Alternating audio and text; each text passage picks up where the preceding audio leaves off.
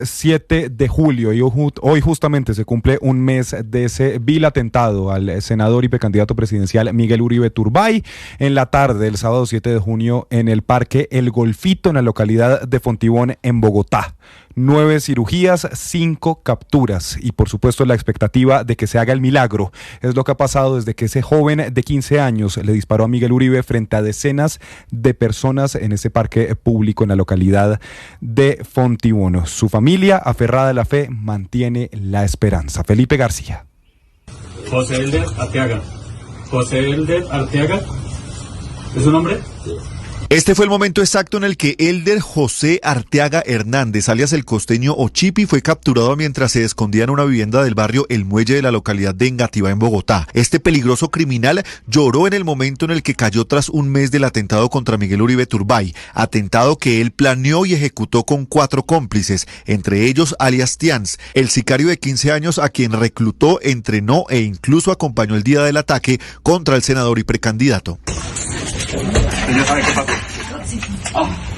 Una consignación, varias llamadas y labores de inteligencia llevaron a la captura del cerebro detrás del atentado de Miguel Uribe Turbay, captura con la cual finalmente fue armado el rompecabezas completo. Alias el costeño fue el líder criminal, alias el hermano fue el líder logístico, alias Beneco fue el coordinador encargado de llevar y sacar del sitio a los delincuentes, la transportadora del arma fue alias Gabriela y finalmente alias Tians, el menor de 15 años que disparó contra el precandidato y senador. El general Carlos Triana, director de la policía. Un delincuente con más de 20 años de trayectoria criminal, aquel que participó directamente, aquel que materializó y organizó el antes de este atentado criminal, el durante y el después. Desde que Miguel llegó a la Fundación Santa Fe ese trágico 7 de junio ha sido sometido a 9 cirugías, entre ellas craniectomía descompresiva y control de sangrado intracerebral, 2 más el 16 de junio, una en la cabeza y otra en la pierna por hemorragias y edema cerebral.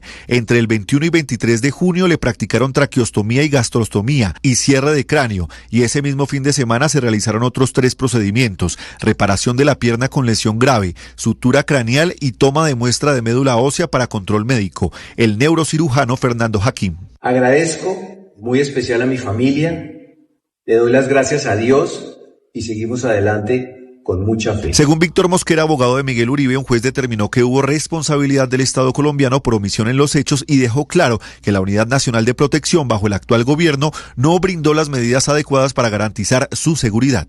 El juez consideró que efectivamente al candidato presidencial Miguel Uribe Turbay no le dieron la protección adecuada y hubo mezquindad de parte de esa entidad respecto a su seguridad. María Claudia Tarazona, esposa del senador, su familia y miles de personas siguen a la espera y con la fe intacta de que se haga el milagro. Desde el primer día el mensaje sigue siendo el mismo: fuerza, Miguel. 9 de la noche, 33 minutos. Gracias, Felipe. Y el expresidente Álvaro Uribe pidió ser absuelto en el juicio en su contra por falsos testigos. Durante su intervención, el líder del Centro Democrático arremetió contra la Fiscalía y contra el actual ministro de Justicia, Eduardo Montealegre, por las acusaciones en su contra sobre presuntas instrucciones para manipular testigos. Juan Esteban Quintero.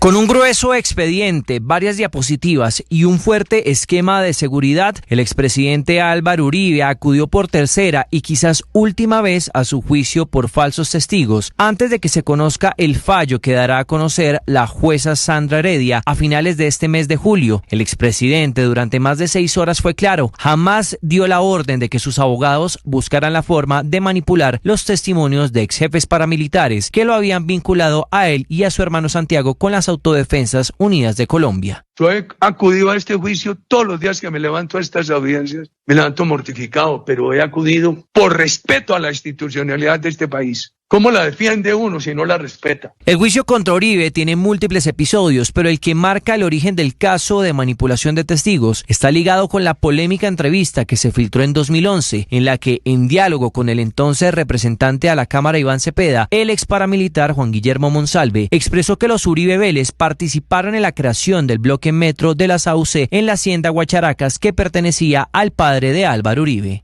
Y no hay la más mínima prueba que puedan decir que alguien de mi familia o yo amenazamos a esa familia o siquiera le creamos pánico. Le crean pánico, Juan Guillermo Monsalve, ahí lo vamos a reiterar cuando escuchemos la declaración, cuando nos refiramos a la declaración de su hermano. Aprovechando su turno desde los juzgados de Palo Quemado, el expresidente Uribe, mirando a la jueza, expresó que quien debía seguir siendo investigado por presunta manipulación de testigos era el senador Iván Cepeda, que se encontraba a pocos metros en la misma sala de audiencias. El senador Cepeda sugirió que mi gobierno, esto sí que es importante, señora juez, no extraditó a Rodrigo Pérez Alzate y Julián Bolívar, ni a Freddy Rendón Herrera, el alemán, y dio a entender que era por intereses personales míos. Señores que no conozco, que no me conocen, paramilitarismo que desmonté como presidente. Pero las críticas no solo fueron para Cepeda, sino también para la Fiscalía y la representación de víctimas, que piden que sea condenado. Uribe se refirió de manera específica al ministro de Justicia, Eduardo Montealegre. El abogado del ministro de Justicia, creo que ha estado por ahí, el abogado del ministro de Justicia, que yo instrumentalizaba a los abogados. Usted, el doctor Granados, alguno de estos se deja instrumentalizar. Instrumentalizé al doctor Diego Cadena, cuando aquí se ha probado que siempre confié en su criterio profesional, pero también dijo la señora fiscal que yo instrumentalizaba a estos testigos. Un irrespeto. Pongamos, yo soy el procesado aquí. Uribe entregó una conclusión sobre las declaraciones de cada uno de los testigos que se presentaron en este juicio. Habló de los múltiples episodios que citó la Fiscalía en los que, según el ente acusador, pudo haber actividades ilícitas relacionadas con presuntos sobornos en cárceles del Valle del Cauca, Bogotá y Boyacá, pero la mayor parte de su intervención se centró en las interceptaciones con el abogado Diego Cadena. Después de 6 horas, acompañado de su esposa, Lina Moreno, quien lo acompañó durante toda la diligencia, Uribe pidió a la jueza que considere absolverlo. El episodio Neiva. Señora juez, yo quisiera pedirle respetuosamente que considere absolverme. Este martes continuará la diligencia y una vez finalice, empezará la cuenta regresiva. La jueza Sandra Heredia ya cuenta con todos los elementos y estará en su saber jurídico decidir el futuro del expresidente Álvaro Uribe, si se convierte en el primer mandatario condenado por la justicia o si por el contrario concluye que no hay méritos para acreditar que cometió algún delito. 9:37, Juan Esteban, gracias. Por medio de un comunicado difundido por Dignidad Agropecuaria, organizaciones productoras de arroz de los departamentos del Huila y del Tolima confirmaron que iniciarán un paro a partir del próximo lunes 14 de julio. Esto en respuesta a lo que consideran una grave situación para el sector arrocero a nivel nacional. Nicolás Rodríguez.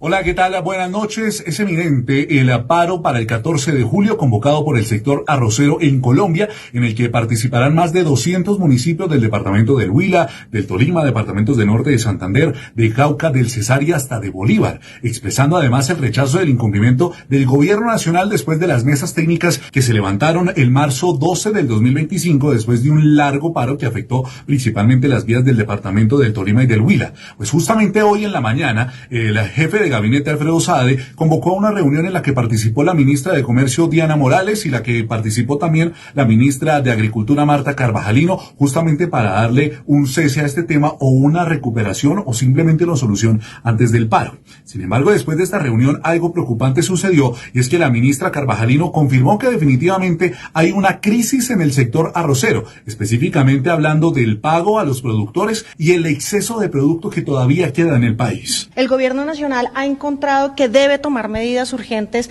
en este inicio de la cosecha más importante del año. Esperamos 3 millones de toneladas de arroz y hemos encontrado que en este primer proceso los precios que se pagan a los productores por el arroz verde han bajado más de lo que esperábamos.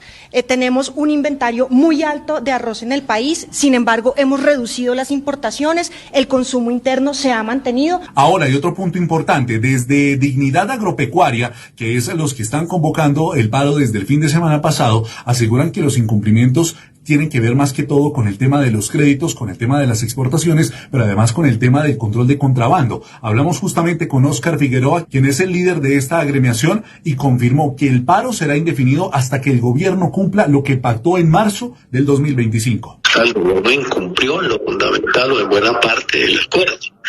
Aún todavía nadie ha recibido un solo peso de lo que se conoce como el apoyo a la comercialización. El FAIA, que se anuncia por todas partes, el fondo de ayuda para los insumos agropecuarios, pues pusieron una cantidad de requisitos que excluyen a la inmensa mayoría de los productores de arroz de ese programa. Así las cosas, también se logró conocer que por parte de la ADD una de las soluciones que se tienen es que el gobierno va a comprar ese material, ese arroz específicamente para el bienestar familiar, donde lo usarán como una de las estrategias de alimentación para los niños. Sin embargo, los arroceros no están muy contentos porque lo que ellos necesitan es sacar el producto para venderlo también en moneda internacional.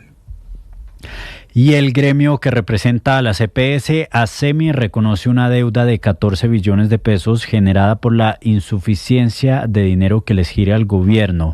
Este panorama también tiene en una delicada situación a las clínicas y a los hospitales. Nicole Buitrago. De los 33 billones de pesos que revela la Contraloría tienen la CPS como deudas al sistema de salud, el gremio ASEMI, que representa a 10 de las CPS más importantes del país, reconoce una parte de la deuda y quitan de la lista lo reportado por la nueva EPS por no tener una revisión fiscal.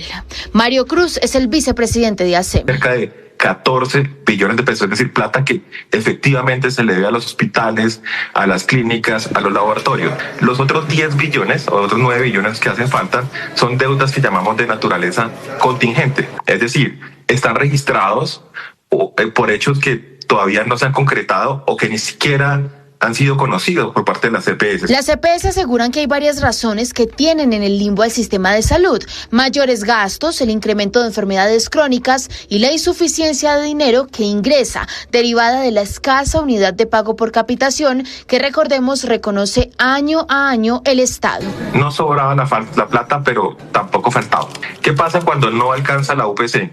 Pues yo tengo que echar mano de lo que tengo en bolsillo, que es mío. Un patrimonio que, según cifras publicadas por el mismo gremio ASEMI, se ha deteriorado en 10.4 billones de pesos desde el año 2021 y hasta la fecha, y que no le permite tener reservas técnicas ni presupuesto adicional a la CPS para pagarle a las clínicas y hospitales, que ya reportan el cierre de más de 4.500 servicios en el último año. Gracias, Nicole. Ecopetrol pagará $50 millones por el parque eólico Wind Pesci, que está paralizado desde el 2023. La compañía dice también que no puede comprar directamente a monómeros, aunque sí le suena el negocio, y la empresa llevará también la pelea con la DIAN por el IVA de la gasolina hasta el Consejo de Estado. Muchas noticias hoy de Ecopetrol. Marcela Peña. Hablamos de los negocios de Ecopetrol y comenzamos por La Guajira, donde Ecopetrol va a comprar Wind Pesci, el parque eólico que está frenado desde 2023 porque en él no logró acuerdos con las comunidades para sacarlo adelante. Sin embargo, el presidente de Ecopetrol, Ricardo Roa, cree que su compañía es capaz de triunfar allí donde en él tuvo tantos problemas y está dispuesto a mandarse la mano al deal con una inversión millonaria. El desarrollo total del proyecto va a tener un costo de unos $350 millones que están planificados en las inversiones, en el portafolio de inversiones del Grupo Ecopetrol y también en la planeación financiera para ser ejecutado con recursos propios. Este no es el único negocio que está en la mira de las directivas de Ecopetrol. Ricardo Roa admitió que le suena la idea de que el gobierno nacional se meta en la compra de monómeros colombo-venezolanos, que es una compañía dedicada a la producción de fertilizantes, pero cuyo accionista realmente es el gobierno venezolano a través de PDVSA y de Pequiven. Sin embargo, Roa advirtió que no es posible hoy en día hacer transacciones directas por esa compañía. ¿Por qué? Porque esa compañía, al igual que todas las que pertenecen al gobierno de Nicolás Maduro, está bajo las sanciones de Estados Unidos, bajo las sanciones de la OFAC, y negociar con ellos es exponer a Ecopetrol a nuevas sanciones, más o menos el mismo argumento que tienen para no haber importado gas desde Venezuela, a pesar de que les parece una buena idea. Para cerrar, Ecopetrol es muy optimista y cree que le va a ganar el pulso a la DIAN por el IVA del 19% al diésel. Acuérdense que el abuso levantó las alarmas desde que la DIAN decidió que le va a cobrar 19% extra por todo el diésel que produzca Ecopetrol en Reficar, porque lo considera una importación. Sin embargo, Ecopetrol ya dijo que tiene plata para pagar el IVA de este año, lo va a sacar de los saldos a favor que tiene con la DIAN, y que en lo que tiene que ver con los años anteriores va a llevar la pelea hasta las últimas instancias, incluso ante el Consejo de Estado, por lo que de momento no va a hacer ninguna reserva